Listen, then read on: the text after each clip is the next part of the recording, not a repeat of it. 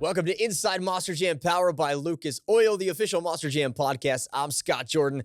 It is our season 2 finale. We are still rocking with our series previews. That means we have one left in this Arena Championship Series East. And to help me dive into that, we welcome back a friend of the show. We go to the Great Clips hotline right down the road here in Florida to welcome back Dragons Coty Saucier. Cody, welcome back to Inside Monster Jam. Thanks for being here, man. Hey, Scott, man. Good to see you. Let's do some chatting. Yeah, I appreciate it. For those of you interested in watching Cody's first episode of the show, it's back in the archive. Season 1, episode 8. We did a rivalries edition with Todd the Duke. We talked about the Monster Energy years. And before we get started, Cody, I do want to send my condolences to the Duke family. They lost Kyle, a off-road racing legend, earlier this week, man. I know you've been a part of that team with Monster Energy in the past. I know you're friends with Todd. Any relationship to Kyle, any memories you can share with us? Yeah, man. If you don't know the LeDuc family within the off-road or just the motorsport world in general, you must be living under a rock, because their father Kurt, and of course Todd and Kyle. I knew Todd great, as you all know. We were teammates. I did know Kyle a little bit. We did some one-off events, some displays together. One in particular, the Monster Energy Cup in Las Vegas for Supercross. Great person, man. We partied hard. We drove hard. The whole brand with Monster Energy was professional as it gets, and Kyle was right there at the top. So God bless him. It's tragic, man. Yeah, that was my introduction to Kyle as well, the Monster Energy Cup. Just a tragic loss. I talked to Todd a couple of days ago, and again, our condolences go out to the entire LeDuc family and the Monster Energy team for the loss of a great athlete, a great family man, and Kyle LeDuc. Yes. That being said, let's get down to business here on Inside Monster Jam. Before we get to 2024, Cody, let's talk about your 2023 season, because knowing you as a competitor and looking at the standings and the stats, you're always at or near the top of every series you've done. 2023, you would finish 5th on Arena Championship Series Central. I know you missed a few events. Brandon Arthur filled in for you in Dragon. But what happened with you in 2023 to sort of put you down a little bit in the standings? It was, man, it seems like every year the competition gets just that much more tough. And it was a learning curve for me. The year prior to going into this year was my first time being in the Dragon truck. So no two trucks drive the same. No two trucks can you see out of the same. They're all different. As close as they look similar to one another, they're all very different. So I still had a learning curve. We went to some new facilities, some new buildings, so to speak, that I was not used to. But that's still no excuse. I did miss a few events. Unfortunately, I had the bug. I got sick. So Brandon Arthur thankfully filled in for me. But I think it was just being that much more tough on the competition, dude. It's if you're not spot on, you're going to fall back in points really quick. With how many elements there are within each event, it's tough. If you're out one, you got a lot of catching up to do, because whoever's out front, during that event is usually going to run away with it. Well, and you had to compete with Brandon Vincent and Gravedigger throughout the year. And I've gone on record of saying that you and Brandon are two of the best pure racers, if not the two best pure racers in Monster Jam. What was your experience like lining up with Brandon on an arena track every weekend? I wouldn't have it any other way, man. Me and Brandon go way back. We're longtime friends. We cut our teeth wrenching on the Monster Jam trucks years ago. We all worked together at Digger's Dungeon in North Carolina. Dennis all took of us under his wing and showed us the ins and outs on how to one up the competition that much more. And we're proud of that, man. We're technicians, and we know what the trucks are capable of and not capable of. We know how to tune the motor or tune the shocks just a little bit to try to edge out the competition that much more. But when you combine those two in a final round, it was always a good time. I would always turn it up a little bit more, and I know he would do the same, and we never cut each other slack. But when the helmets came off, man, we were the first ones to critique one another. Good job. You're doing this right. You're doing that wrong. It was always, we always learned from each other. And I respect Brandon a ton, man. He's come up through the ranks just like I have. And remember, just living a dream. You just talked about taking over Dragon for the first time. That's a truck that it really became synonymous with John Zimmer Sr. And now You've been in that truck for a few years. Can you talk a little bit about the legacy of Dragon and what it means to you to, I know we touched on this in season 1, but just talk a little bit about now, after a year of being in the truck, what it means to you to carry on that legacy that John Zimmer had in Dragon and how you can bring that element to new fans in Monster Jam. Sure. Man, it's a wild looking truck. It's a wild design. So I think it kind of has to be driven that way. And I remember putting the body together for that thing the very first time. I forget what the year was, maybe 12 or something like that.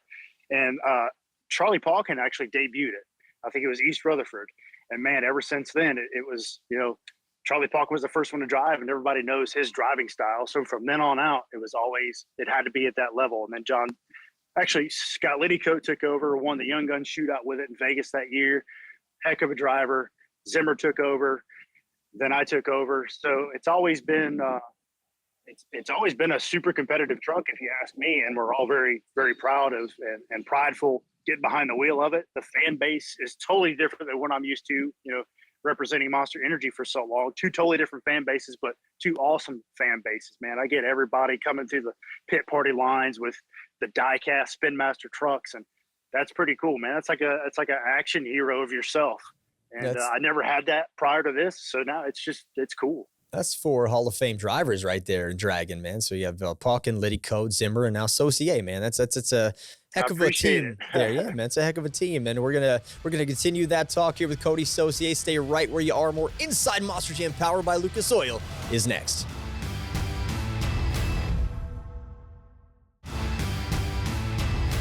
Welcome back to Inside Monster Jam, powered by Lucas Oil. I'm joined this week by Dragon's Coty Saucier as we dive into Arena Championship Series East in the 2024 season. Right now, we're looking back to 2023. Cody, you've sort of taken on a mentor role in Monster Jam. You are an established veteran. You've been to the top of the mountain. You won racing at the All-Star Challenge back in 2019. So you've done a lot of things here. You won a lot of trophies. But now I think the younger drivers that come into the sport look up to you, and you started that trend kind of last year, 2 years ago with Weston Anderson. So talk a little bit about you kind of accepting that mentorship role and what that does for you on a weekly basis as these younger drivers look to you for advice. Scott, to be totally honest, I never really thought of it that way, but I guess you are right. We're not getting any younger, but that's humbling to hear. And it's humbling to actually sit down here and realize that, yes, Weston was a rookie 2 years ago. And, come to think of it, he did come ask me a whole lot of stuff. And maybe I shouldn't have told him all my tricks or all the things to learn. But, man, look at him. He's off and running, and he's a natural. And we all knew he would be. But it's appreciative.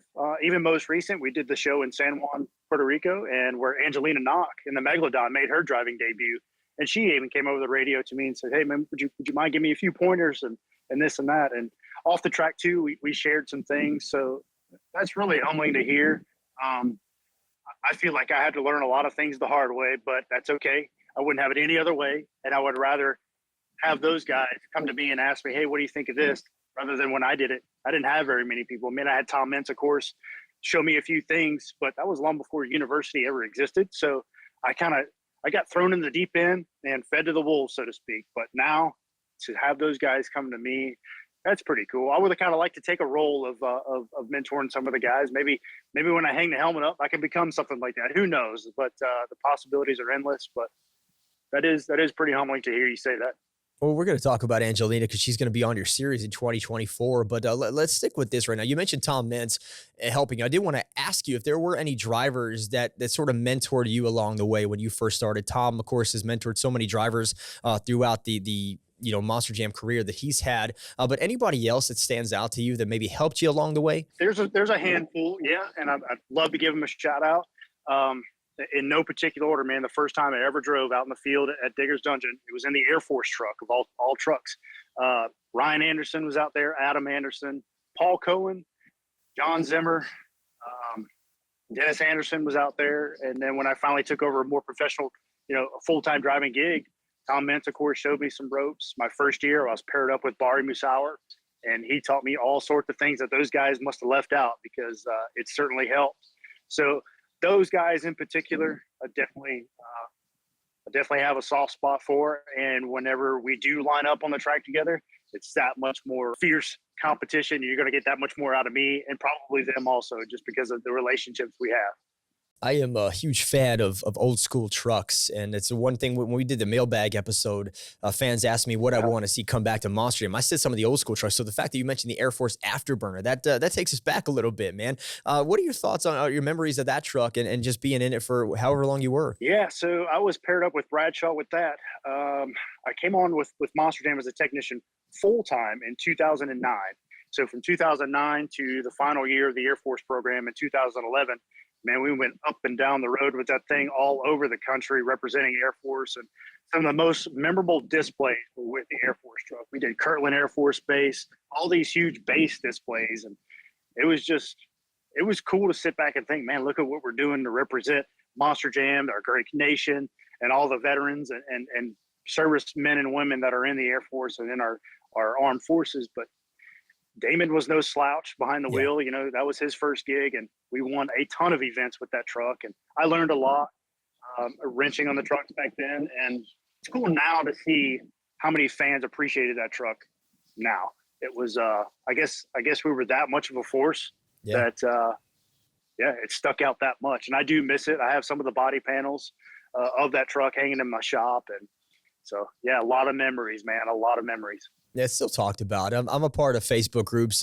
for classic collectors and Monster Jam fans, and that truck is still talked about. So it's great to look back at some of these classic moments of your career and think about what might have been. And maybe the Air Force Afterburner can make a reappearance in Monster Jam at some point. But right now, we are going to take a quick break. Coming up next, we're going to break down 2024, the Road to World Finals on Arena Championship Series East with Coty Saucier. Stick around. More Inside Monster Jam is next.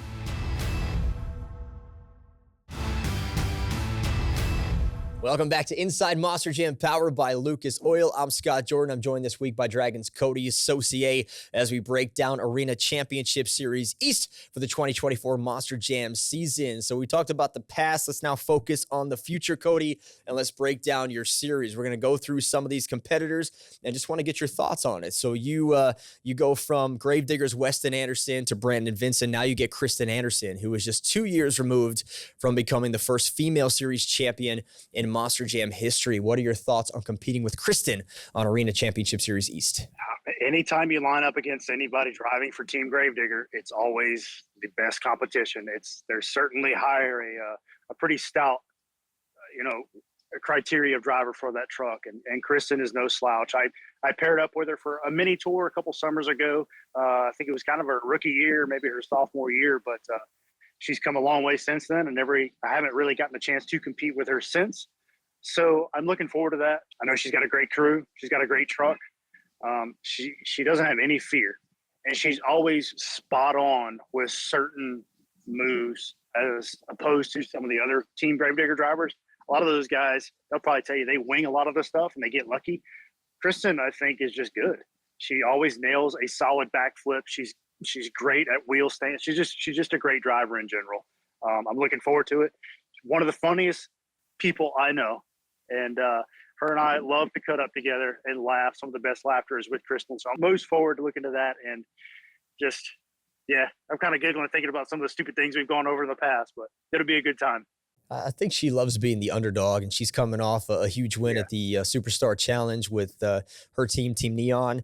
And speaking of the Superstar Challenge, Romano Castro, who competed on the losing team in the Superstar Challenge, but he's coming off a huge year. He finished second on Arena East behind Weston Anderson. He made his first main field World Finals appearance. And now you get Romano Castro, who I think arguably is one of the best, if not the best drivers when it comes to the Great Clips Two-Wheel Skills Challenge. So there's a lot of points on the board every night from that competition. So how do you think you match up with Armando? Man, Armando is a lot like myself. We're both huge gearheads. He's a car collector. He's a muscle car guy. And I love that. I can always pinpoint out an exceptional driver by the way they run the throttle. And Armando is spot on with the throttle.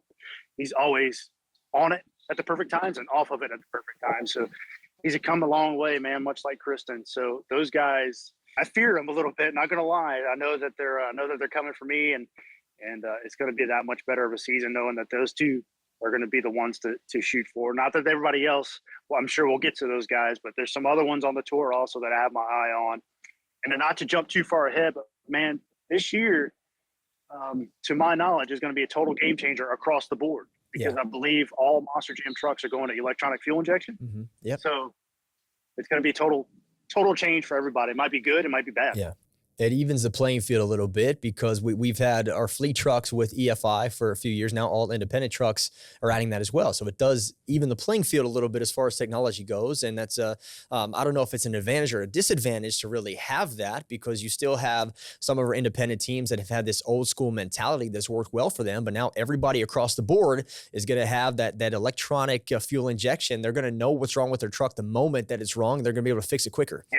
Absolutely. We've been working with Holly for the past few years, and there's some other companies out there that provide electronic fuel injection. So I don't think there's a rule as to what brand you have to use. But man, if I had to take a guess, the Hall brothers that are coming on my tour, I know they're going to produce. They already produce huge power.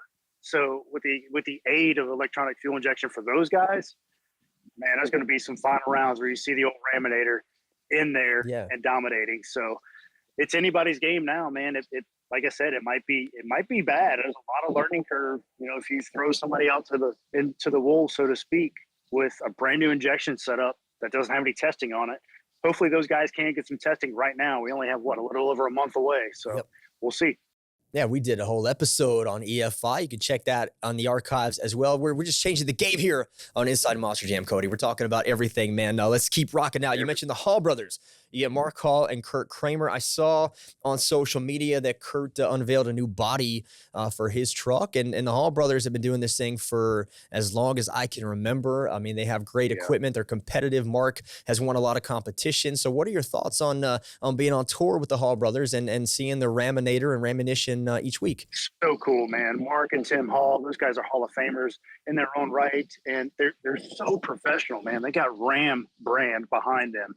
Two huge represented trucks within Monster Jam, and their haulers look professional, their monster trucks look professional, their crew always looks professional, and their trucks perform tip top all the time. And huge, Hemi power. Those trucks are so awesome to hear and see leave the line. I love watching them leave the line, man, and just you can tell they have big power. But to compete against Mark Hall is special to me, man. I've grown up watching this industry, and Mark's been around since the beginning. Him and his brother both. To see them, I was a kid. I remember one instance and one event in particular was the Baton Rouge Centralplex, and it was Monster Jam, the early years of Monster Jam. And Mark was there in the truck called the Executioner.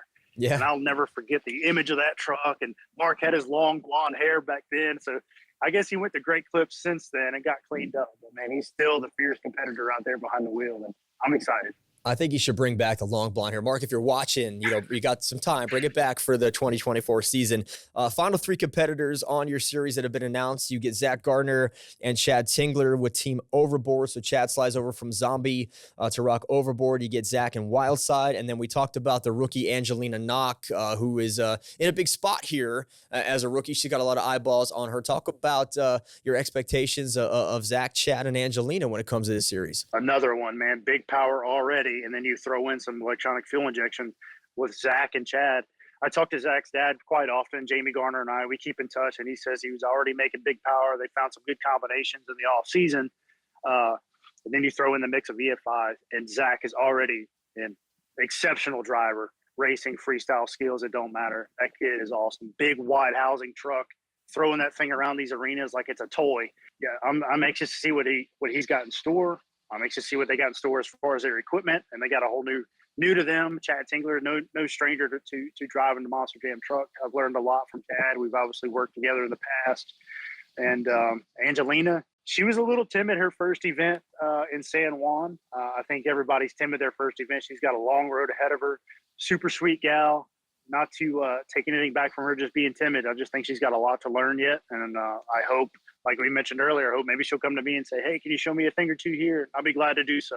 Everybody's just out there for a good time. When the helmets go on, man, is a time to get serious and go for the W. Well, Arena Championship Series East kicks off January 6th in Florence, South Carolina. Coming up next, your fan questions are asked to Cody. That's next on Inside Monster Jam, powered by Lucas Oil.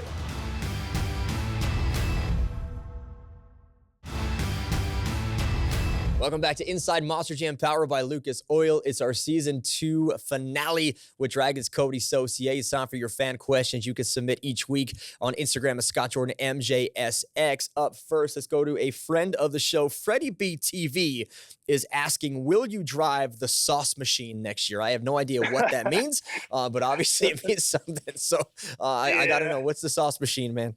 Man, I'm from Louisiana.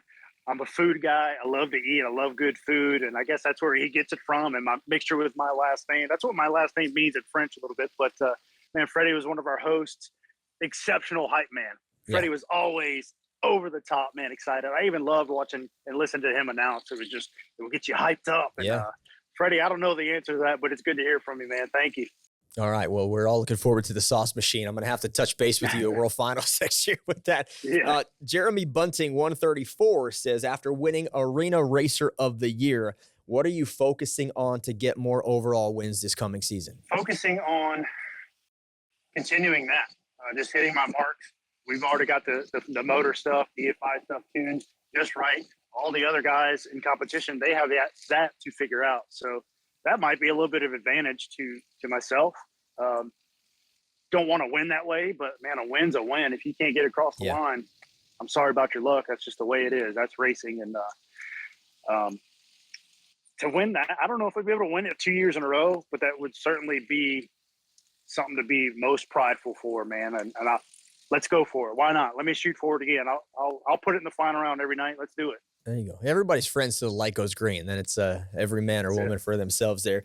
Let's see. We talk about rivals here. We talked about your relationship with Todd LeDuc, but Mike Trapper 04 wants to talk about Camden Murphy. You're often named with Camden Murphy as two racers in Monster Jam, but he wants to know if you consider Camden a rival of yours. I don't think I necessarily consider Camden a rival. We're great friends. He's a racer at heart. I mean, he does everything from NASCAR to Simulation World to Monster Jam.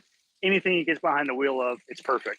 I don't know about a rivalry, but to answer a question in a roundabout way, I don't believe I've ever lost to Camden. There you go. Now that's a rival right there. That's the trash talk, man. I love that. Yeah. All right. So listen, this episode is going to air around the holidays. Anything you want to say to our great fans out there before we wrap this up? Just that. Thank you for a great 2023 season. And I'm looking forward to a great 2024 season. So, again, thanks for all your support. Happy holidays from my family to yours, and we'll see you out on the track. Yeah, thank you so much, Cody. Looking forward to seeing you down the road. Happy holidays to each and every one of you out there. That's the wrap for Season 2. The great news is I'll see you right back here for Season 3 of Inside Monster Jam, powered by Lucas Oil.